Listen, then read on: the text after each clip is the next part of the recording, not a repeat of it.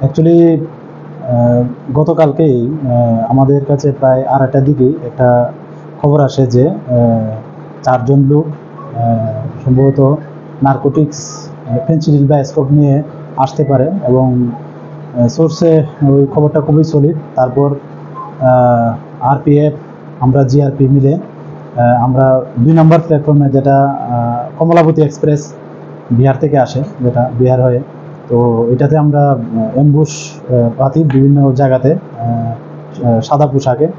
তারপর প্রায় যখন 2 নম্বর প্ল্যাটফর্মে কমলাবতী এক্সপ্রেস নামলো, তখন এই 4জনকেই মানে তারা নামলো এবং বড় বড় পিট্টু ব্যাগ আছে তাদের কাছে।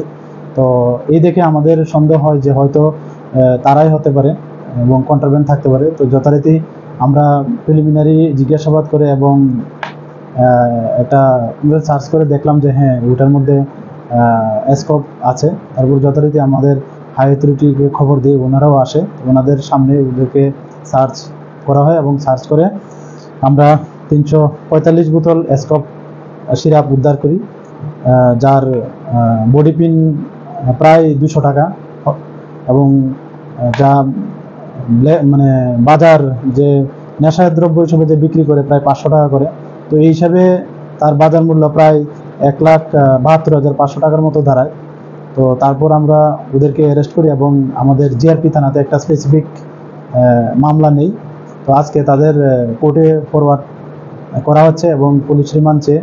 তো এটা কোনখান থেকে এসেছে এবং কোনখানে এই মালগুলা যাবে, তো আমরা এগুলা অবশ্যই খতিয়ে দিচ্ছি। এটা অ্যাকচুয়ালি বিহার থেকে আসে, বিহার থেকে আমাদের ডাইরেক্ট কলকাতা আসে, বর্ধমান হয়ে। হ্যাঁ, তারা তো ডাইরেক্ট বলেছে যে বিহার থেকে তারা এসেছে। এই তো আগরতলা রেল স্টেশনে।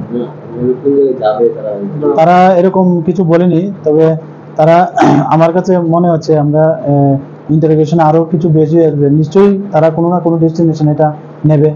তো আমরা এটা দেখছি।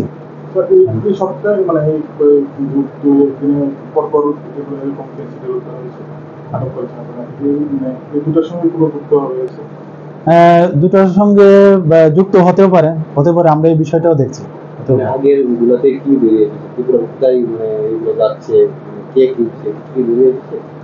হ্যাঁ, এগুলি বেরোচ্ছে এবং আমরা দফায় দফায় এগুলি আমরা অ্যারেস্টও করছি। এরকম আমাদের পুরানো কেসে অনেক অ্যারেস্ট হয়েছে।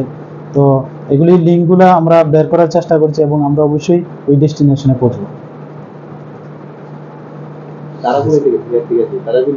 হ্যাঁ, সবাই বিহারে।